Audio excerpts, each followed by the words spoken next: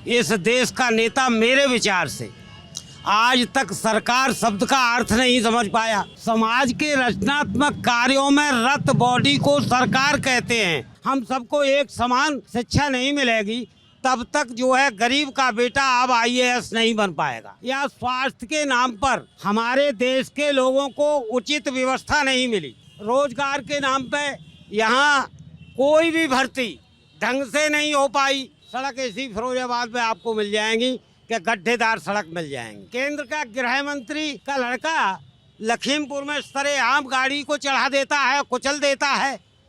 क्या ये सुरक्षा है?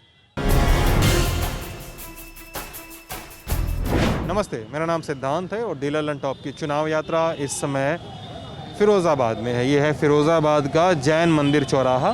पीछे जैन मंदिर का गेट भी है। बात करने के लिए लोग भी हैं और तमाम कहानियाँ भी हैं। और मेरे मन में इस बात को लेकर जिज्ञासा है, जो मेरे ख्याल से इस जिज्ञासा का शमन जो है इस शहर के वृद्ध लोग ही करेंगे, कि शहर के नाम फिरोज़ाबाद, इसकी क्या कहानी है सर? क्या नाम है सर आपका? मेरा नाम राधेश्याम यादव। राधेश्याम जी, क्या करते हैं सर आप? मेरा तो ये शोरूम है यहाँ पर। अच्छा, कोई यहाँ पे काम है, शोरूम है आपका? गिलास का। फिरोज़ाबाद कैसे नाम पड़ता है सर इस शहर का? फिरोजाबाद दरअसल में ये फिरोज शाह हुआ करता था, जो अकबर की सेना में सेनापति हुआ करता था। अच्छा वो ऐसे जा रहा था इधर युद्ध के लिए, अच्छा, ठीक है ना। तो उसने यहाँ पे पड़ाव डाला था ठीक है। अपना रुकने का। तो ये पड़ाव जो डाला था, तो यहाँ पर डालने के बाद उसने फिर जो है ये फिरोज शाह के नाम पे ही फिरोजाबाद बन गया। उसकी मृत्यु भी यहाँ पर हुई थी। ये बगल में वो है कब्र बनी हुई है उसकी, फिरोज शाह का मकबरा बना हुआ है। अच्छा, और ये यहाँ पर ग्लास बैंगल्स का काम है। वो भी यहाँ पर जो है पूरे शायद दुनिया में इतना ग्लास बैंगल्स का काम कहीं नहीं तो हुआ। क्या वो ग्लास बैंगल्स का काम भी मुगलों के समय से ही आया यहाँ पे? नहीं, उसके बाद आया है। ये तो ये यहाँ पर एक उर्मरा पड़ता है शुकाबाद के पास, उर्मरा। तो वहाँ के कुछ लोगों ने इसको चूड़ी को शुरू किया था कोटे उद्योग के रूप में, जिनको शीश घर कहते हैं। वो आकर के फिर यहाँ पर ही जो बन गया है उनका शीश घर कहते हैं। शीश घर कहते हैं, उनका नाम ही शीश घर पड़ गया शीश है। घर। हाँ, मुस्लिम में है। फिर धीरे धीरे ये यहाँ पर ग्लास इंडस्ट्री और ग्लास बैंगल्स का भी बन गया है, हब बन गया है ये पूरा। हाँ जी, ग्लास बैंगल्स का और ग्लास इंडस्ट्री का पूरा हब बन गया यहाँ पे। और एक इसका नाम बदलने की जो बात चल रही है वो क्या है सर? नाम बदलने की बात जो चल रही है, यहाँ जमुना जी के किनारे एक राजा चंद्रसेन हुआ करते थे, ठीक है। पहले ये फिरोजाबाद नाम की कोई चीज़ नहीं थी। जमुना के किनारे सारे शहर बसे हुए हैं, नदियों के किनारे होते थे। चंद्रसेन का नगर था चंद्रनगर वो, ठीक है। उसके नाम पर ही अब बीजेपी वाले चाह रहे हैं कि इसका नाम चंद्रनगर हो जाए। पहले इसका चंद्रनगर ही नाम था। जब राजा चंद्रसेन हुआ करते थे, उनकी राजधानी हुआ करती थी ये, तो उसका फिरोजाबाद का नाम चंद्रनगर ही था। जब फिरोज शाह जी आए हुए थे यहाँ पर, तो उन्होंने फिरोज शाह नाम रखा गया। तो आज पुराना योगी सरकार और सब लोग यहाँ के चाह रहे हैं कि पुराना हमारा चंद्रनगर के नाम से ही जाना जाए फिरोजाबाद के लिए। आपको कैसे पता कि सब लोग चाह रहे हैं? नहीं, काफ़ी लोग हैं, काफ़ी आवाज़ भी उठी थी यहाँ से। माननीय मुख्यमंत्री तक गया था नाम चेंज होने के लिए। जो हमारा पुराना नाम है इसका चंद्रनगर, वही दोबारा से चंद्रनगर नाम होना चाहिए इसका। आज भी है चंद्रनगर के अवशेष, आज भी हैं। वहाँ किला वगैरह बना हुआ है, वहाँ पर जैन मंदिर भी है, ठीक है। और अपना ये भगवान महादेव जी का मंदिर भी है, ठीक। और अपना दरगाह सर भी है। किला तो लोग बता रहे थे कि किला एकदम घटिया हाल में है। नहीं, अब मतलब खंडर हो गया ना, खंडर हो गया, जंगल में है, जमुना के किनारे है। तो चंबल और ये यमुना नदी तो वैसे ही हमारी ये भौगोलिक स्थिति से रही है, थोड़ा उसमें रही है, ये बागियों के उस क्षेत्र में रही है, तो इसलिए वो खंडर हो चुका है। अच्छा, खंडहर हो गया। और सरकार ने खंडहर में बने किले को ठीक नहीं किया, ना उसको रिस्टोर किया, नहीं किया, आज तक नहीं किया।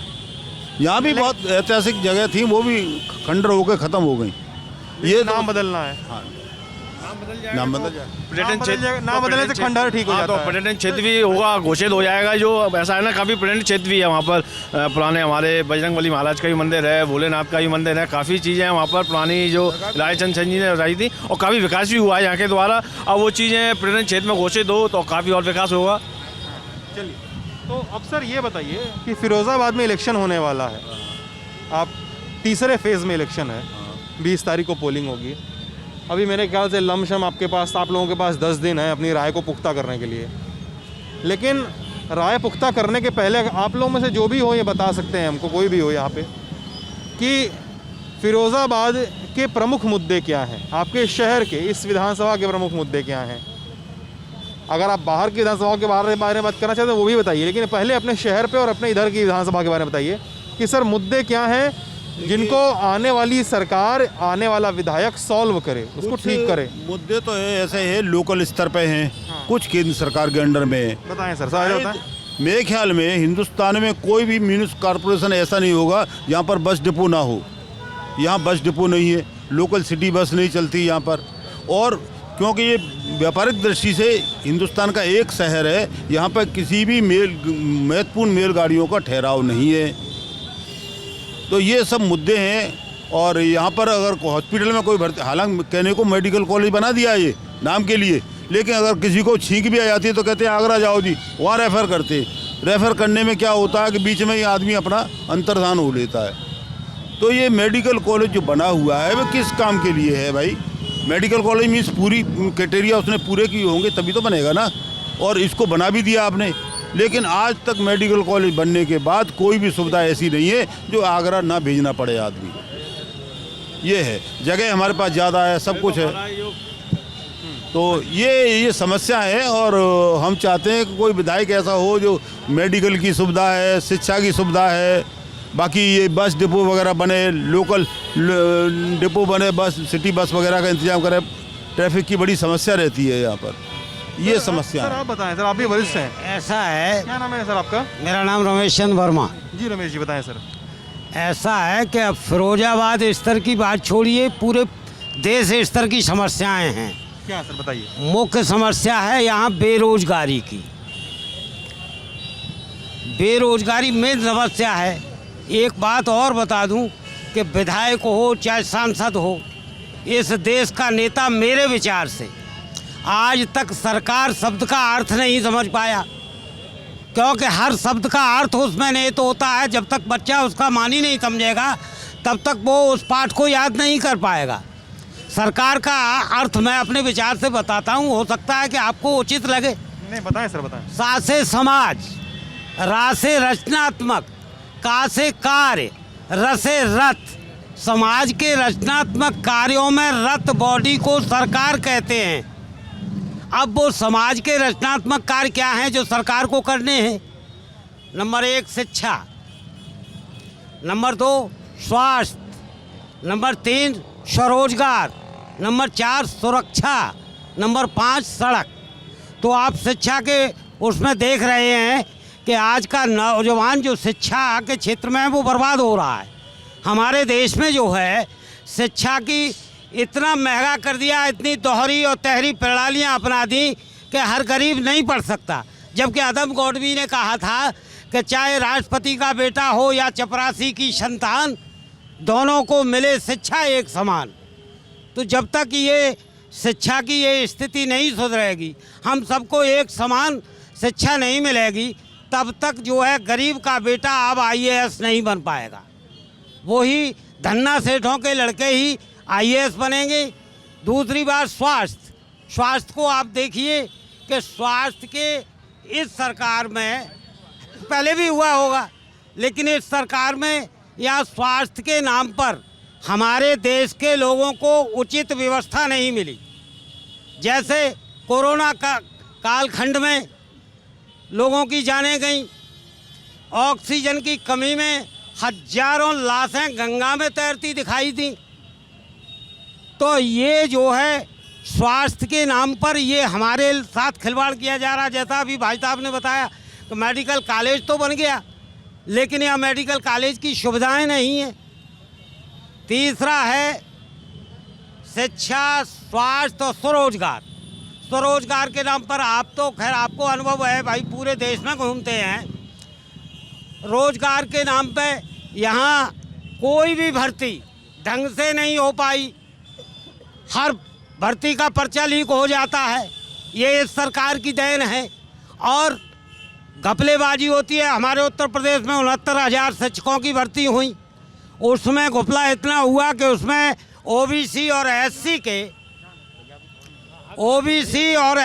के हकों को ही मार दिया।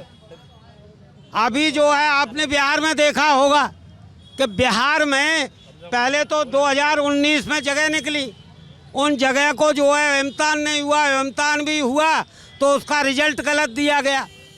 और जब उस अपने हक के लिए लड़के सड़क पे आए तो उन पर लठ बजाए गए। तो यहाँ शिक्षा, स्वास्थ्य और रोजगार, अब सड़क आप देखिए, सड़क इसी फिरोजाबाद में आपको मिल जाएंगी कि गड्ढेदार सड़क मिल जाएंगी। अब भी जब सुरक्षा जो है, सुरक्षा भी मेरे ख्याल से, मैं तो प्रदेश और देश की बात करिए, सुरक्षा क्या है जब यहाँ एक केंद्र का गृह मंत्री का लड़का लखीमपुर में सरेआम गाड़ी को चढ़ा देता है, कुचल देता है, क्या ये सुरक्षा है? अंकल जी क्या करते हैं आप? अब मैं क्या करता हूँ, मैं तो रिटायर्ड पर्सन हूँ। क्या पढ़ाते थे सर? जी नहीं, मैं डिस्ट्रिक्ट ऑडिट अफसर था। हाँ, डिस्ट्रिक्ट ऑडिट अफसर था मैं। ऑडिट अफसर थे? ऑडिट अफसर। क्या ऑडिट करते थे सर? ये कोऑपरेटिव और पंचायत का ऑडिट करता था मैं। क्या फंड्स की ऑडिट करते थे, उनके हिसाब किताब? कोऑपरेटिव संस्था और पंचायत, ग्राम पंचायत से लेके जिला पंचायत, और कोऑपरेटिव में कोऑपरेटिव सोसाइटी से लेके कोऑपरेटिव बैंक, इनका ऑडिट करता था। अच्छा, कोऑपरेटिव बैंक का भी करते थे? कोऑपरेटिव बैंक तो लेकिन आरबीआई के अंडर है, वो कोऑपरेटिव सोसाइटी के अंडर। कोऑपरेटिव बैंक देखिए, वहाँ बैंकिंग एक्ट 1949 भी लागू होता था और कोऑपरेटिव एक्ट 1965 भी लागू होता था। लेकिन अभी 2-4 साल से, यानी 2004 से, इसमें कुछ नेतागिरी ऐसी घुसी कि कोऑपरेटिव बैंकों का ऑडिट हमारे विभाग से निकाल करके अब वो सीए से कराते हैं। और मेरे ख्याल से सीए से ऑडिट कराना उतना अच्छा नहीं है जितना हमारा डिपार्टमेंट। सर, आप लोग इतना ऑडिट किए हैं जी, क्या गड़बड़ी मिलती थी आप लोगों को? सरकारी विभागों में, सब में, कोऑपरेटिव संस्थाओं में, पंचायतों में क्या गड़बड़ी मिलती थी? मैं बताऊं। और मतलब ना, मैं ये सवाल पूछने का अपना लालच बता दूं आपको, जी, जी, मैं जी। अपना स्वार्थ बता दूं। जी, ये वीडियो जो देखेगा ना, जी। उसके मन में ये सवाल जरूर आएगा कि किसकी सरकार के समय ज़्यादा गड़बड़ी मिलती थी आपको? अब सरकार का तो बुढ़ापा है, मुझे याद नहीं किसकी थी। आप साल बताइए। हाँ, मैं बताऊं आपको, गबन मिलते हैं संस्थाओं में।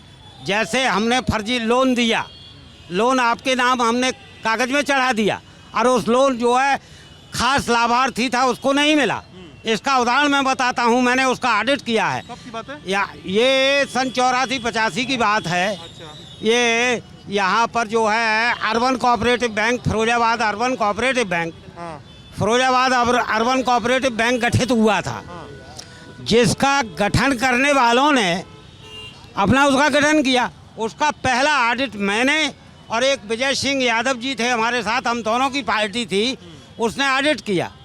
तो हमने देखा, क्योंकि मैं इधर का लोकल रहने वाला, तो मैंने अपनी साइकिल से ऑन स्पॉट जाके वेरिफिकेशन किया लोन का।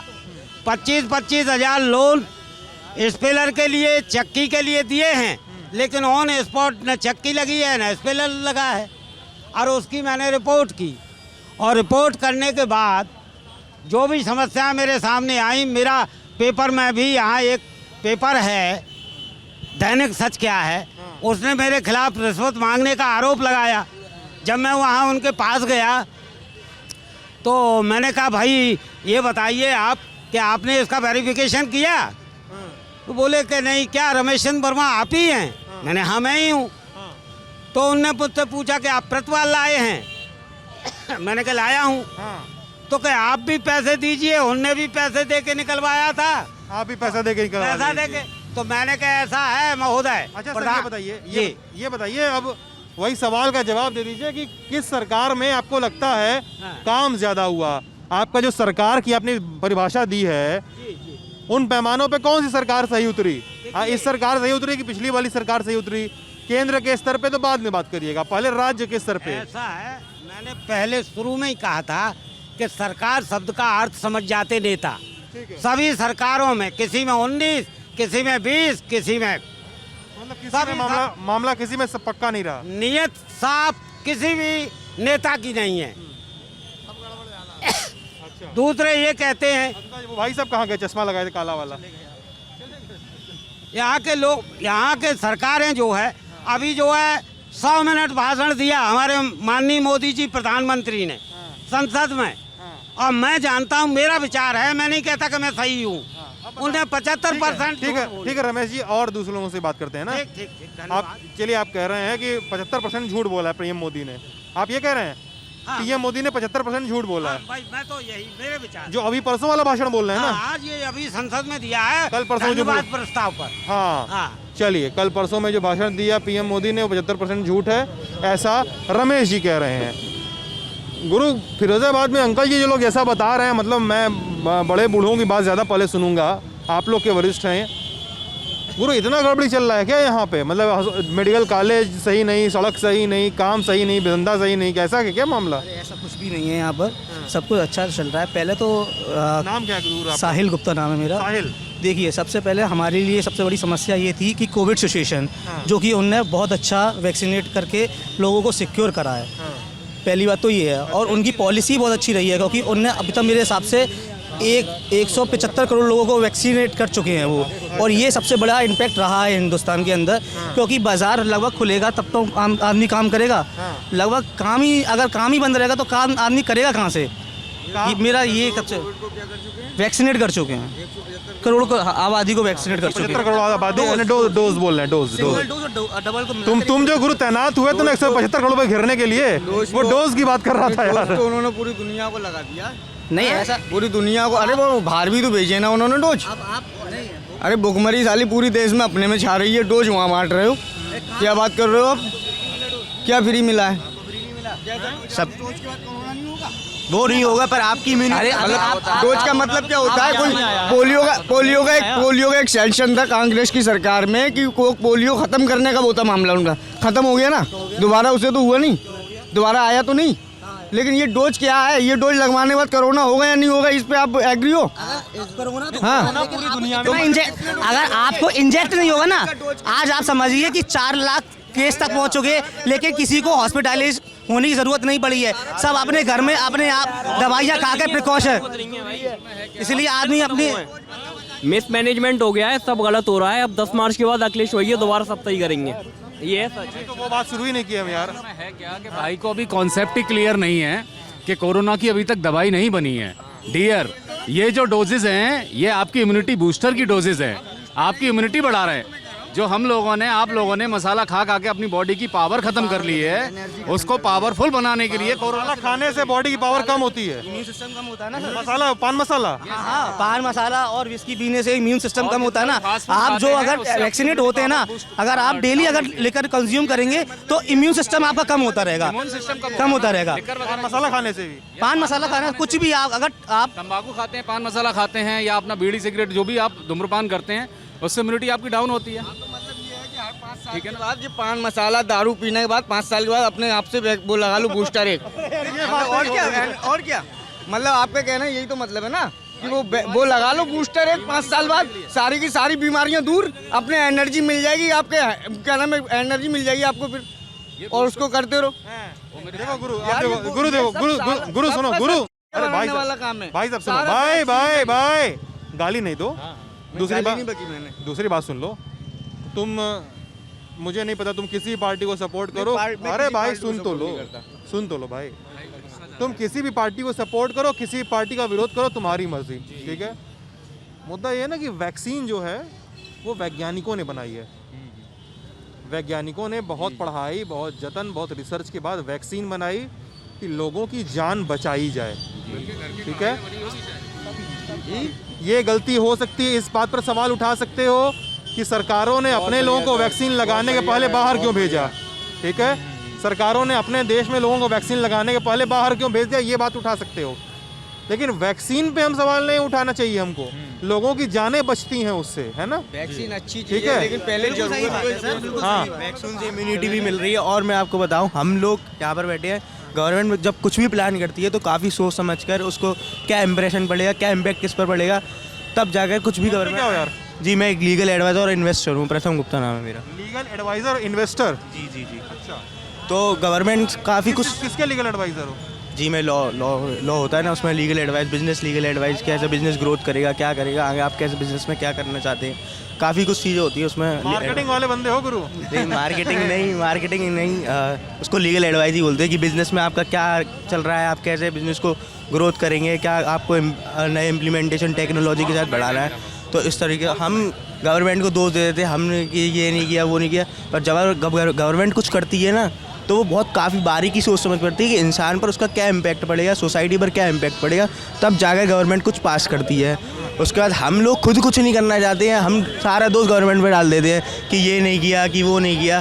जब हम खुद कुछ करेंगे तो हमको अपने आप लगेगा इम्प्रूवमेंट। आज देख लीजिए, आप फिरोजाबाद से आगरा की रोड देख लीजिए, काफ़ी डेवलपमेंट है, काफ़ी इंफ्रास्ट्रक्चर हो रहा है ऑल ओवर द इंडिया, और उत्तर प्रदेश में भी काफ़ी इंफ्रास्ट्रक्चर हो रहा है, तो काफ़ी कुछ हद तक चीज़ें सही हो रही हो, और टाइम लगता है हर चीज़ में। जी बता रहे थे अभी कि आगरा यहाँ के मेडिकल कॉलेज में जाओ तो सीधे बोलते हैं आगरा लेके जाइए, यहाँ पे इलाज नहीं हो पाएगा। ऐसा ही है यहाँ से जो है ना सीधे रेफर करते हैं। अभी यहाँ पे तो एक बच्चों का जो बच्चे थे, अभी एक बीमारी फैली हुई थी डेंगू या डेंगू वगैरह, बुखार जो कहा तो जाता उसमें था। 150 से 200 बच्चे यहाँ पे मरे। योगी जी भी आए थे उस टाइम पर, तो बहुत ही बुरी जो है ना व्यवस्था थी यहाँ पर अस्पताल के अंदर, कोई इलाज नहीं था, कुछ नहीं था। छोटे छोटे बच्चे, काफ़ी सारे बच्चे मारे गए, 200-300 बच्चे मरे, जिसमें योगी जी आए, सारा स्वास्थ्य विभाग देखा, लेकिन उसके बाद भी कुछ भी नहीं हुआ, सारे बच्चे मरते ही रहे, पूरी बीमारी फैली हुई थी। बहुत बुरा हाल है स्वास्थ्य का यहाँ पर तो। और बाकी और भी चीज़ें, सारे श्रमिक वगैरह सबका बुरा हाल है यहाँ पे, मतलब कुछ भी नहीं है। पेट्रोल के आप प्राइजेस वगैरह सब जा रहे हैं। पूरा 5 साल हो गए, गवर्नमेंट सिर्फ शहरों के नाम चेंज करना, नाम बदलना, इसी मुद्दों पे काम करती रही। ग्राउंड लेवल पे कुछ काम नहीं करा। स्टूडेंटों का बुरा हाल है, किसी को कोई जॉब नहीं है। मैं हूँ मास्टर्स करा हुआ घूम रहा हूँ, कोई जॉब नहीं है, कुछ नहीं है, बेरोजगार हूँ इतने टाइम से। तो गवर्नमेंट जो है ना मतलब पूरा फेलियर रहा 5 साल का, कुछ भी नहीं है। तो इस बार जो है ना मतलब कोई हमारा वो नहीं है मोदी जी को वोट देने का, कुछ भी हमारा जो है अब गवर्नमेंट चेंज करनी है, क्योंकि बताओ ठीक है, वोट की बात, वोट की बात तो अलग हो गया, लेकिन एक गवर्नमेंट फेलियर बता रहा हूँ कि गवर्नमेंट का ये फेलियर रहा है। नहीं वोट की बात तो समझ रहे हैं। जी बिल्कुल। बताना चाहता हूँ लोग बता रहे हैं कि काम करना चाहिए था शिक्षा पे, काम करना चाहिए था स्वास्थ्य पे, काम करना चाहिए रोजगार पे, हाँ, और बदल दिए नाम, आपके माध्यम से एक ही बदल दिए नाम, आपके माध्यम से मतलब एक ही क्या है, आपके मतलब माध्यम से एक ही बात कहना चाहता हूँ, बस इस गवर्नमेंट में एक चीज बहुत बड़ी फेल हुई है, वो है कि लोगों का रोजगार बहुत छिन गया है। ये व्यवसाय, जो छोटे छोटे व्यवसाय थे, जो कोविड के चक्कर में इम्पैक्ट पड़ा है, वो अभी तक उठ नहीं पाया, अभी तक नहीं उठ पाया अभी तक। ये तो नहीं, देखिए सबसे बड़ी बात, तो सबसे इम्पैक्ट पड़ता है छोटे लोगों पर। देखो मिडिल क्लास और अपर मिडिल क्लास को कोई फर्क नहीं पड़ता, क्योंकि उनके पास बैंक में इतना पैसा होता है तो वो 2 साल 3 साल सर्वाइव कर सकते हैं, लेकिन छोटे लोग नहीं सर्वाइव कर सकते। तो मैं आपके माध्यम से एक ही बात कहना चाहता हूँ मोदी सरकार से कि छोटी इंडस्ट्री को ज़्यादातर उनको आगे लाना चाहिए मेरे हिसाब से, क्योंकि वो छोटे लोग बहुत भागीदारी करते हैं, क्योंकि सबसे छोटे लोगों की तो पॉपुलेशन ज़्यादा है, पैसे वालों की क्या पॉपुलेशन है, छोटे लोगों की पॉपुलेशन है। छोटे लोगों को रोजगार मिलना चाहिए। जो 80 करोड़ को ये लोग बांटते हैं ना, खाना बांटते हैं, ये बांटते हैं, वो बांटते हैं, ये सब बांटते हैं, ठीक है, वो बात ठीक है, लेकिन रोजगार मिले उनको। मेजरली क्या आप कब तक खिलाओगे? ये सब गवर्नमेंट 80 साल तक खिलाती रहेगी? ये हमारा देश कभी फिर ना चाइना बन पाएगा, ना न्यूजीलैंड बन पाएगा। ये सारी गवर्नमेंट क्या जो बाहर चल रही हैं, ये गरीबों खिलाती हैं? नहीं खिलाती हैं, ये व्यापार देती हैं, व्यापार से ही लोग आगे बढ़ता है। कमाई करते हो आप, खरीदते हो खुद से? मैं कमाई भी करता हूँ सर। नहीं मतलब दूसरे देशों की बात में। हाँ, वो कमाई करते हैं, खरीदते हैं खुद से। हम खरीदते भी हैं और बेचते भी हैं। और जैसे मैं इंपोर्ट करता हूँ, मैं फैंसी लाइट का इंपोर्ट करता हूँ, ग्लास भी नहीं भाई तुम कंफ्यूज हो गए। तुमने कहा कि दूसरे देशों की बात की ना, तो मतलब मैं उनके एग्जांपल से बात कर रहा हूँ कि दूसरे देशों की सरकारें मतलब आपके हिसाब से ये करती हैं कि रोजगार है तो आदमी के हाथ में पैसा है, वो खुद खर्च करता है, आप ये कह रहे हो। हाँ, ये मैं समझना चाह रहा था। एक्चुअली क्या है कि बाहर पॉलिसी बहुत अच्छी है। आप सुनो, इनकी बात सुनते हैं। क्या नाम है दोस्त आपका? मेरा नाम अमित है। अमित, क्या करते हैं अमित आप? मैं प्राइवेट जॉब करता हूँ फार्मा सेक्टर में। बेसिकली मेरे को बस इतना ही कहना है कि लोगों के माइंड सेट्स चेंज हो गए। पहले विकास का नाम तक नहीं जानते थे। इस गवर्नमेंट ने और सेंट्रल गवर्नमेंट ने इतना विकास कर दिया, इतनी विकास की चीज़ें कर दी लोगों के सामने कि अब वो लोग उल्टा सीख दे रहे हैं कि साहब आपने ये नहीं किया, आपने ये नहीं किया, आपने वो नहीं किया। अगर अभी तक विकास के नाम पे सिर्फ ये जानते थे कि चुनाव आ गए, अगर घर के आगे सड़क बन गई सब विकास हो गया, हम चले गए टिकट देने। आज गवर्नमेंट ने दिखाया कि विकास किस चिड़िया का नाम है, विकास किसको कहते हैं, डेवलपमेंट किसको कहते हैं, ठीक है ना। वोकल फॉर लोकल होता क्या है, मनरेगा नररेगा होता क्या है, बताइए। ठीक है ना। विकास, अरे ये सारी बताइए चीजें- आप कहाँ यहीं के रहने वाले हैं? नहीं, मैं आगरा का रहने वाला हूँ, बट मैं पूरा यूपी घूमता हूँ। जितने सारे फ्लाईओवर्स विद इन 5 years में बने हैं, कभी नहीं बने। सर मैं भी आगरा से हूँ, मुझे आप बताना चाहेंगे कि आपने ऐसा क्या विकास देखा है? 5 years में बने हैं। देखिए आप भी एक सेकंड, सिंपल सा अमित जी, सिंपल एग्जांपल, अमित और भाई simple example, simple Amit ji, example. बता दीजिए। अरे पे हाथ रख के, दिल पे हाथ शांत रख के रहिए बोलना। अमित जी। अरे भाई शांत तो रहिए, सुनिए तो, सुनिए तो। From 2003 I am visiting whole UP, right ना। जब भी मैं आगरा में रात को 11, 12, 1, 2 जब भी आगरा में जाता था, एक डर फील होता था। बट आज जब भी मैं एंटर होता हूँ, मुझे पता लग जाता है मैं आगरा एंटर हो रहा हूँ। क्यों? सारे रोडों पे लाइटें, वाह। चाहे सिकंदरा से एंटर कर लो, चाहे कुबेरपुर से एंटर कर लो, किसी भी एंट्री पॉइंट से एग्जिट एंटर कर लो आप आगरा में, पूरे रोड पे लाइटें हैं। That is my development. इससे बड़ी बात इनके पास टॉर्च थी पहले। मेरा नाम मुस्तकीम अली है, एक सेकंड, मैं आगरा से हूँ। मैं आगरा से हूँ भाई एक सेकंड, बारी भाई, बारी दिल पे हाथ रख के अच्छा बताना। दिल पे याद है। आगरा में लास्ट टाइम तुम्हारे घर लाइट कब गई थी? लास्ट टाइम आगरा में लाइट आखिरी बार कब गई थी तुम्हारे घर? आप अपनी बात करो। भैया मेरे आगरा में लाइट नहीं जाती। आप अपनी बात That's कहो। it। भाई साहब, मैं सुखी हूँ। लाइट से ही विकास मेरा जनरेटर का खर्चा खत्म, मेरे इन्वर्टर का खर्चा अमित जी, खत्म। Amit ji, That's it। आप शांत रहिए, आप दूसरों की बात सुन लीजिए, ठीक है? सुन लीजिए, सुन के जाइए। हाँ आप कहाँ जा रहे हो? बात तो नहीं है, क्या लाइट से ही विकास है क्या? नहीं बताइए। और लाइट पहले भी जाती, क्या आप टॉर्च लेके घूमते थे? नहीं उनसे ही पूछ रहा हूँ, क्या आप टॉर्च लेके घूमते थे क्या? अरे भाई पहले भी लाइट थी जी। आप मुझसे बताइए, अब इन्होंने मैं बताया। सर से इतना पूछना चाहता हूँ, सर को ऐसा क्या विकास लगा है और क्या चीजें लगी हैं? बोल रहे हैं कि सड़कों पे लाइटें हैं, पहले भी सड़कें बनी पहले हुई भी हैं। लाइटें थी, रोड आज भी बने हुए हैं। तीसरी बार बोल रहा हूँ, शांत रहो। आप 4 बार हाथ पकड़ चुके हो मेरा। अगर बात नहीं कर सकते तो चले जाओ यहाँ से। आप बता रहे हैं क्या नहीं लगा? पहले लाइट नहीं थी क्या आगरा में सर? भाई साहब आज भी आ रही है, आज भी आ रही है लाइट। पहले लाइट जाती थी लखनऊ, इनको पीछे कर दीजिए, इनको पीछे कर दीजिए। पहले लाइट जाती थी सैफई, पहले लाइट जाती थी रामपुर, ठीक है। आज लाइट मेरे घर आ रही है। That's it। ऐसा है ना, आप लोग आप लोग जो कर रहे हैं ना, उसके लिए मेरे पास एक ही शब्द इसको कहते हैं, बदतमीजी। ना मेरी बात सुनना, ना सामने वाले की बात सुनना, ना बात कंप्लीट होने देना। ये आप भी कर रहे हैं, आप सभी लोग कर रहे हैं, और आप भी कर रहे हैं। बात रखी है सर। नाम क्या है आपका? मुस्तकीम अली है सर। मैं मुस्तकीम अली हूँ सर, मैं आगरा का रहने वाला हूँ। I am a tourist guide और मैं यहाँ आगरा में ही? जी आज फिरोजाबाद में कैसे सर? सर मैं ऐसे यहाँ से निकल रहा था, मेरा काम से आया हुआ था। यहाँ पे मुझे फैंसी लाइट और मेरे घर का काम चल रहा था रेनोवेट का, मैं उसके चक्कर में आया हुआ था। मैंने लंदन टॉप की गाड़ी देखी, यहाँ डिबेट देखा तो मैं रुका। मैंने देखा कि सर को विकास और चीज़ें। आप देखिए, इन्होंने कहा है, तो उनकी बात बता दूं, उसके बाद आप जवाब दीजिएगा। जी जी। इन्होंने कहा है कि फ्लाईओवर्स बने हैं, इन्होंने कहा है कि सड़कों पे लाइटें लगी हैं, इन्होंने कहा है कि लाइट में कटौती कम होती है। पहले बहुत होती थी शायद, अब कम होती थी। अभी गुस्से में इन्होंने ये भी कह दिया है कि पहले पूरी लाइट सैफई, इटावा और रामपुर जाती थी। यानी समाजवादी पार्टी की सरकार पर तंज कस रहे हैं वो, ठीक है। अब आप बताइए, आप भी आगरा के हैं जी जी। फिरोजाबाद में आए हुए, एक समय जी, जी। सपा का गढ़ ये भी हुआ करता था। अभी अब भी- सपा का गढ़ उतना नहीं होगा शायद, अब ठीक जो भी है, चलिए, मुझे आप इससे कोई बताइए। दिक्कत नहीं है कि ये सपा का गढ़ है कि वो भाजपा का गढ़ है, मुझे इससे कोई दिक्कत नहीं है। सबसे ज़्यादा मैं पूछना चाहता हूँ कि यूपी आज भी भयमुक्त था और अब भी भयमुक्त है। ऐसा नहीं था कि ये सरकार आई है तो उसने भयमुक्त किया है। लाइट पहले भी थी और लाइट आज भी है। ऐसे ये टॉर्च लेके नहीं चल रहे थे, ये टॉर्च लेके नहीं चल रहे थे, तो ये कह रहे हैं। और फ्लाईओवर जिसने बनवाए हैं ना, उसकी सरकार जाते जाते ही इन लोगों ने उद्घाटन करा है। अगर ये कुछ ऐसे बता दें कि मतलब क्या नया फ्लाईओवर बना है सर, बताना चाहेंगे आप? 7 फ्लाईओवर बने फिरोजाबाद में, 7 फ्लाईओवर पूरे यूपी में नहीं बने। आप जे लोग नहीं, 7 फ्लाईओवर। गुस्से में नहीं, गुस्से में, आराम से। आप जे लोग देखिए कहाँ खड़े हैं आप? स्टैंड पर। नीचे आइए, नीचे। क्या नाम क्या है मेरा आपका? नाम विवेक कौशल है। क्या करते हैं यहाँ पे यार? मैं यहाँ पे दुकान है मेरी, व्यापार में दुकान करता हूँ यहाँ किस पर, की दुकान है? इंटरनेट काउंट की।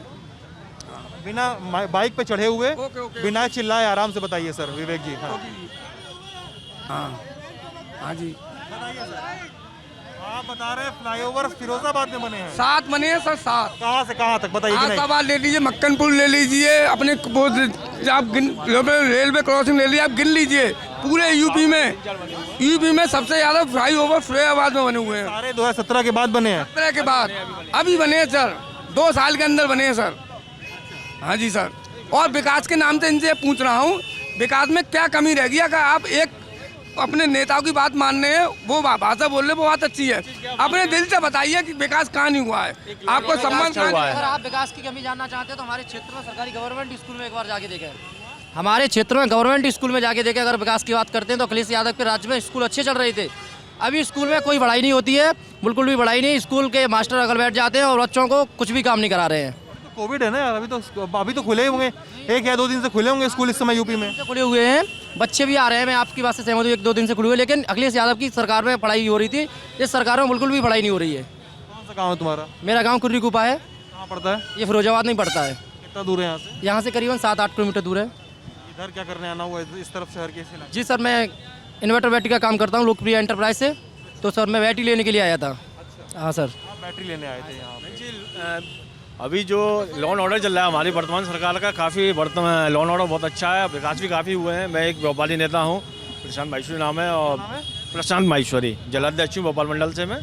तो 2017 से पहले जो सरकार थी वो काफ़ी गुंडा राज था।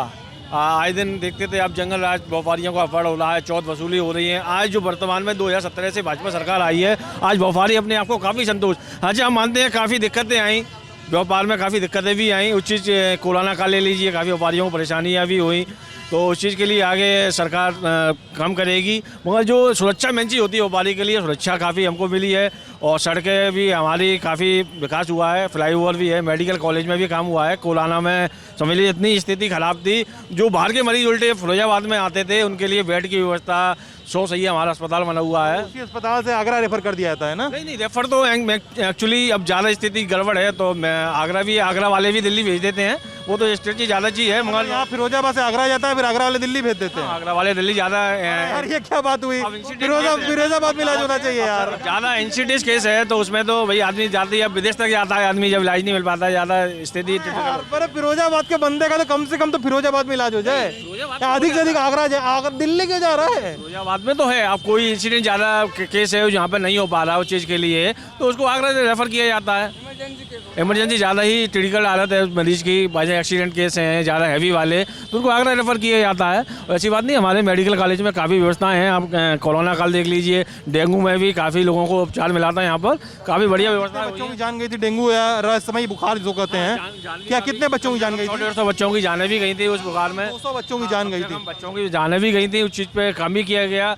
और वो तो एक महामारी थी उस पीरियड में, डेंगू की आई थी। उसमें सरकार ने, माननीय योगी जी फिरोजाबाद खुद आए थे यहाँ पर सर्वे करने के लिए, तो उस चीज़ के लिए पालन भी किया गया और स्वास्थ्य व्यवस्थाएँ भी ठीक हुई, उस चीज़ की ऐसी बात नहीं है। और काफ़ी सरकार हमारी अच्छा कार्य कर रही है और विकास भी काफ़ी हुआ है। ऑक्सीजन वगैरह कुछ भी नहीं था, ऑक्सीजन की वजह से क्राइसिस हुए सारे, और कोई व्यवस्था नहीं थी, कुछ भी नहीं था, इसलिए सारे बच्चे मारे गए। आप पूरे यूपी में सबसे ज़्यादा फिरोजाबाद में ही मारे गए, क्योंकि यहाँ पे सिस्टम ही ख़राब है।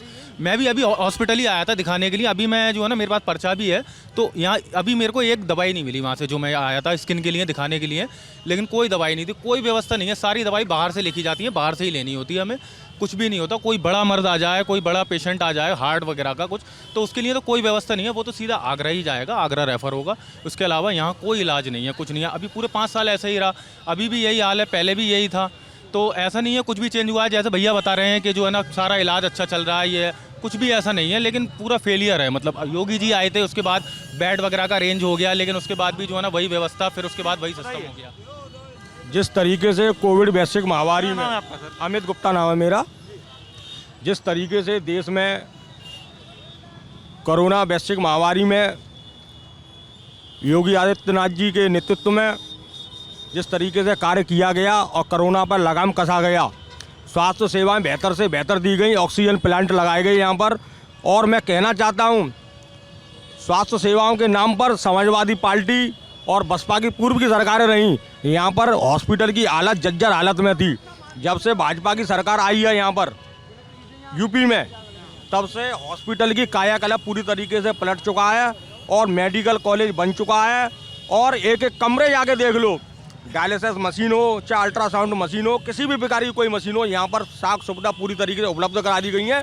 बेहतर स्वास्थ्य जो सुविधाएं थी उनको मुहैया कराया गया। यहाँ के विधायक जी थे, उन्होंने पूरी कोविड वैश्विक महामारी में पूरी तरीके से जन जन तक जाकर कार्य किया। किसी भी प्रवासी मजदूर या असहाय जरूरतमंद को भूखा नहीं रहने दिया। यार इतना आप लोग दावा करते हो, दो चीज़ें हैं मुझे दोनों पक्षों से पूछना है। एक, आप बोले हो कुछ नहीं किया, तो अगर आपके विधायक मनीष सिसोदिया है ना फिरोजाबाद के, अगर मनीष सिसोदिया जी को विधायक ने कुछ नहीं किया तो 2 टर्म से लगातार चुना क्यों जा रहा है उनको? 3 बार, 2 हर बार, ठीक है 2 बार है, 2 टर्म से तो 2 टर्म से विधायक क्यों चुना जा रहा है उनको? नंबर 1 सवाल, अगर उन्होंने कुछ नहीं किया आपके हिसाब से तो। दूसरा सवाल ये कहा जाता है कि अगर आपकी सरकार ने इतना किया तो लोग पूछते हैं कि यार हर मंच से जाकर ये क्यों कहना कि 80-20 की लड़ाई है, कब्रिस्तान की बाउंड्री बनती थी, ये होता था, ये बात क्यों करना? अपने काम क्यों नहीं गिनाती हैं सरकारें? लोग ये सवाल उठाते हैं कि भाई 80-20 कब्रिस्तान की दीवार, हाँ, और इस पे मतलब पोलराइजिंग बातें ये सब क्यों कहती हैं, मथुरा की बातें क्यों होती हैं? तो आप बताओ मनीष सिसोदिया पे क्यों 2 बार से चुनाया जा रहा है अगर इतना काम ही नहीं किया? और आप बताओ कि सरकार ये क्यों नहीं बता पा रही है कि उन्होंने काम कितना किया? सरकार 80-20 कब्रिस्तान की बाउंड्री में क्यों उलझी हुई है? जो 2022 का जो चुनाव है, भारतीय जनता पार्टी सुशासन विकास के मुद्दे पर चुनाव लड़ रही है और जितना विकास होना था उससे ज़्यादा, उम्मीद से ज़्यादा विकास किया और जनता ने पूरी तरीके से विपक्षी दलों को नकार दिया। समाजवादी पार्टी को तो बैसाखियों का सहारा लेना पड़ रहा है, पश्चिम बंगाल से ममता बनर्जी को बुलाना पड़ रहा है, जयंत चौधरी का सहारा लेना पड़ रहा है। और मैं कहना चाहता हूँ मनीष सिसोदिया जी तीसरी बार हैट्रिक लगाने जा रहे हैं, ऐतिहासिक विजय हो रही है उनकी। और बताइए कि बीजेपी सरकार अपने कामों का जिक्र क्यों नहीं करती? इस आरोप पे क्या कहेंगे आप? बीजेपी सरकार अपने कामों पे, विकास के मुद्दे पर दोबारा से यूपी में आ रही है, प्रचंड बहुमत के साथ आ रही है। क्यों नहीं कर रही है? बात जो जिक्र तो विकास के मुद्दे की कर रही है। उन्होंने जितना काम किया है, चाहे एक्सप्रेस वे बनाया हो, चाहे कोई ऑक्सीजन प्लांट लगाया हो, चाहे मेडिकल कॉलेज बनाए हो, उन्हीं की बात कर रही है। और युवाओं को 5 लाख नौकरियां दी गई, उसी की बात कर रही है। आप बोल रहे तृणमूल कांग्रेस, आप बोल रहे हैं कि जयंत चौधरी, अनुप्रिया पटेल भी इनके साथ हैं, हाँ, तो राष्ट्रवाद अनुप्रिया पटेल भी उनके साथ है ना, है कि नहीं? बीजेपी के साथ अनुप्रिया पटेल है, तो मतलब गठबंधन तो उधर भी है। गठबंधन यहाँ पर जो है विकास के मुद्दे पर गठबंधन है। बीजेपी ने जिस भी असम में देख लीजिए, असम में बीजेपी का गठबंधन रहा। चाहता हूँ जिस तरीके से समाजवादी पार्टी में माफिया राज था, दंगा युक्त प्रदेश हुआ करता था, आज तरीके से माफिया राज पूरी तरीके से ख़त्म कर दिया गया है। या तो अपराधी जेल के अंदर है, या उसकी राम राम सत्य हो गई है, या समाजवादी पार्टी की लिस्ट में है। आप गठबंधन पे बात हुई, गठबंधन में नहीं बोलोगे? गठबंधन पे बोल दिया। गठबंधन तो राष्ट्रवाद के मुद्दे पर है, विकास के मुद्दे पर है। इधर राष्ट्रवाद के मुद्दे पे, उधर किसी मुद्दे पे नहीं, किसी मुद्दे पे नहीं। उनके पास कोई मुद्दा ही नहीं है, मुद्दा वही है वो ना तो। और परिवार, उनका तो परिवार भी साथ नहीं है। वो परिवार में भैया, परिवार में आप ही देखिए, आप तो मीडिया वाले हैं। अर्पणा यादव जी हैं, वो भी परिवार के साथ में नहीं है। हरिओम यादव जी हैं, वो भी परिवार के साथ में नहीं है। अभी तक तो उनके यहाँ जो भी है वो कौन बनेगा? एक ही आदमी बनेगा, यादव ही यादव बनेगा। यहाँ पे तो सबका साथ, सबका विकास। पता नहीं कौन सा पार्टी का जो सदस्य है वो विधानसभा में लड़ने बैठ गया, पता नहीं किसकी टिकट की खबर आ जाए। चंद्रशेखर यादव जी को कोई नहीं जानता था, आज फिरोजाबाद के सांसद हैं। और भी तमाम केस हो चुके हैं। उड़ीसा में एक थे, वो सांसद हो चुके हैं। और बाकी के लोगों में क्या है, वो साहब अध्यक्ष बनेंगे, कौन बनेंगे? वो गांधी परिवार का बनेगा। 130 करोड़ की जनता में कोई गांधी परिवार के अलावा कोई बना ही नहीं, कोई नहीं मिलेगा। समाजवादी पार्टी में अध्यक्ष बनेगा, कौन बनेगा? केवल एक यादव ही बनेगा। बाकी के लोग भी तो वोट डालने हैं, घर के ही बनेंगे केवल। भारतीय जनता पार्टी में ऐसा तो कुछ है नहीं। आज गरीब आदमी से पूछो, हर गली में कुछ नहीं, 1 या 2, आज 44,000 से ज़्यादा लोगों पे जिनके यहाँ छप्पर डले थे, टीन डली थी, उनके यहाँ मकान हो चुके हैं। उनके पेट से पूछिए आप बोल रहे हैं ना, इसी पे सवाल उठता है कि यार बगल में आपके यहाँ बहुत दूर तो है नहीं, अलीगढ़ यहाँ से, अलीगढ़ के एक बहुत बड़े नेता थे कल्याण सिंह। हाँ आते हैं बहुत बड़े नेता थे कल्याण सिंह। कल्याण सिंह के बेटे राजवीर सिंह कासगंज से सांसद, ठीक है। कल्याण सिंह के नाती संदीप सिंह अतरौली से विधायक। आप बोले फैमिली की बात यहाँ पर भी है। आप अभी देखिए उनकी बात कीजिए, नरेश अग्रवाल हरदोई वाले, वो बीजेपी में, उनका बेटा विधायक, वो भी बीजेपी में। है ना। मैं यहाँ तो मतलब मैं फिरोजाबाद में रह रहा हूँ। परिवार, अब सुनिए ना, आप मैं भाई परिवारवाद की एक बात बता रहा हूँ। हाँ, बताइए। मनीष सिसोदिया का लड़का कोई भी बीजेपी में नहीं है। दूसरी बात, उनके पिताजी बीजेपी में थे नहीं। और बाकी के जितने भी यहाँ पे जितने भी लोग हैं, 5 सीटें हैं और 5 सीटों का लड़का कोई भी दावेदार नहीं है। हरिओम यादव अभी सपा छोड़ के बीजेपी में आए हैं, इसलिए आप कह सकते हैं, वरना अभी तक तो सपा ही में थे। नहीं तो उनका भी कोई लड़के का बीजेपी का वजूद नहीं था। अभी तक परिवार के स्थिति में वो भी थे। नहीं, वो थे, लेकिन मैं जो कह रहा हूँ कि उनका भी लड़का कोई बीजेपी में नहीं था। सब पीढ़ी दर जो पीढ़ी लड़का, अमित शाह का लड़का, ये सब कहाँ है? ये भी तो है। बेटा सांसद है, नाती विधायक है, एक नाती ब्लॉक प्रमुख है। परिवारवाद इनका परिवार है। योगी जी के आगे कोई है? मोदी जी के आगे पीछे कोई है? कोई नहीं है। फिर कहाँ से परिवार लाएंगे वो? अब कल्याण सिंह का है, कल्याण सिंह का जो बेटा है सांसद है, 2 बार सांसद रहा एटा से, बेटा विधायक रहा, नाती ब्लॉक प्रमुख रहा। अब राजनाथ सिंह को देख लीजिए, एक बेटे को लखनऊ से दिया गया है, एक बेटे को गाजियाबाद से दिया गया है, हाँ नोएडा से। अब ये परिवारवाद नहीं है, ये क्या है? परिवार के डायरेक्टर, जबकि उसके लायक नहीं थे, उसके बाद भी उन्हें डायरेक्टर बना रखा है। बोल पाते नहीं है इंग्लिश में। अभी आपने देखा होगा, एक क्विट आया था उनका, उन्होंने स्टेटमेंट दिया था किस तरह से उन्होंने इंग्लिश में बोला था। उन्होंने मतलब ये अभी जो बीसीसीआई का जो धोनी को जो कैप्टन बनाया था उस टाइम पे, कोच बनाने के लिए जब उन्होंने अपना स्टेटमेंट दिया था, जब तो उस टाइम पे उन्होंने किस तरह से उनकी जो एक लायक थे, मतलब उसके नहीं है, फिर भी उसके बाद भी जो है ना, मतलब बीसीसीआई के डायरेक्टर बना दिया गया उन्हें। जैसे कि भैया बता रहे हैं कि परिवारवाद नहीं है, सारा तो परिवारवाद है। अब मोदी जी का तो कोई बच्चे नहीं है, तो वो कहाँ से बनेंगे? योगी जी के कोई बच्चे नहीं है, जिनके हैं सबके सारे जो है ना सांसद हैं, कोई विधायक है, कोई मंत्री है, सारे लोग हैं। अब आपने एक सवाल किया था मुझसे कि जो है ना असीजा जी 2 बार कैसे विधायक बन चुके हैं, जबकि जो है ना उन्होंने विकास नहीं करा। अगर आप कह रहे हैं काम नहीं करा, तो मैं आपको ये वाला बता रहा हूँ। असीजा जी की पहले ही अपने आप में एक छवि थी। वो जो है ना निर्दलीय यहाँ से चेयरमैन रह चुके हैं, उन्होंने विकास किया था जब बीजेपी में नहीं थे, तो उनकी एक अपने आप में एक व्यक्तिगत छवि थी, काम करा था उन्होंने। वो बीजेपी की उसमें झंडे के नीचे नहीं जीते थे, वो अपनी एक छवि से जीते थे। इस वजह से उन्हें जो है ना विधायक बनाया पब्लिक ने। लेकिन अब विधायक जो है ना बीजेपी के झंडे के नीचे जब वो आके विधायक बने, तो बीजेपी ने कोई काम नहीं करा। इसकी वजह से उनकी भी छवि खराब हो गई। आज उनका भी बड़ा जो है ना जीतने के मतलब वो पड़े हुए हैं। अभी कोई ऐसा नहीं है कि वो एक तरफ जीत रहे हैं, तो उनका भी छवि खराब हो गई इस वजह से। जब वो अपने जो है ना इंडिविजुअल खड़े होते थे, तो वो जो है ना उन्होंने विकास किया था बहुत ज़्यादा। लेकिन अब बीजेपी ने कोई विकास ही नहीं करा। उनके पास कोई जो है ना कोई उनकी मुद्दे नहीं थे, कुछ भी नहीं था विकास के लिए, तो बेचारे वो भी इसके नीचे आ गए, उसके लिए हो गए। सिर्फ यही सब चलता रहा। मंदिर मस्जिद, हिंदू मुस्लिम, यही मुद्दे बीजेपी के पास 2 ही मुद्दे हैं, हिंदू मुस्लिम, मंदिर मस्जिद, बस यही कराते रहते हैं। कोई विकास का नाम का चीज़ ही नहीं है। कोई मुद्दा लाए थे, बेरोजगारी का मुद्दा लाए थे। आज महंगाई चरम सीमा पे है। गरीब आदमी सिलेंडर एक महीने में एक सिलेंडर खाली हो जाता है, वो सिलेंडर खरीद पा रहा है क्या? 950-1000 रुपये का सिलेंडर है। पेट्रोल नहीं डला पा रहा, 100 रुपये पेट्रोल पहुंच गई। अच्छा, जब से ये चुनाव की घोषणा हुई है, तब से पेट्रोल और डीजल के दाम स्थगित कर दिए गए हैं, नहीं तो डेली उछाल ले रहे थे। क्यों भैया, सब लोग बताओ। डेली उछाल रहे थे। मेरे पिताजी डीएम थे जब बेरोजगार। क्या नाम था? क्या नाम था पिताजी का? विनोद महेश्वरी। कहाँ के डीएम थे? इनके पिताजी तहसीलदार थे, इनके आईएएस थे, इनके पीसीएस थे। इससे पहले इनके जो पिताजी थे 5 लाख रुपए महीने की नौकरी कर रहे थे। और ये जितने भी खड़े हुए हैं सब 10-10 लाख रुपए कमा रहे थे। जब से बीजेपी की सरकार आई है तब से गरीब हो गए। यार ये वाला भाई सुनो, ये सुनो भाई, अरे सुन लो भाई, ये वाला हम भी व्हाट्सएप पे पढ़ के आए थे एक दिन। मुझे नहीं मालूम, इतना मुझको कोई भेजा था हमको भी। इतना मुझको मालूम है कि तब से 2014 से गरीब हो गए हैं, तब से सब बेरोजगारी फैल गई है। 44,000 से ज़्यादा मकान फिरोजाबाद में प्रधानमंत्री आवास योजना के तहत बने हैं। मैंने नहीं बनवाए, किसी ना किसी लेबर ने तो बनवाए होंगे, उसको रोजगार मिला। सबको 1-1 लाख रुपए महीने की नौकरी चाहिए, सबको 1-1 लाख रुपए महीने की नौकरी चाहिए। आइए वो तो पूरा कर दे सरकार। अरे ये जो जितने भी 5 एक्सप्रेस वे बने हैं, उनमें क्या लेबर है नहीं? उन पे भी कोई ना कोई लेबर काम कर रही है। 20-25 हज़ार रुपए की। इससे पहले ठेले वाले नहीं चलते थे, यहाँ पे हवाई जहाज उतरता था, सीधा ऊपर से आया हवाई जहाज उतरता था। अब इस पर केवल गाड़ियाँ चल रही हैं। उससे पहले कोई बेरोजगार नहीं था भाई साहब।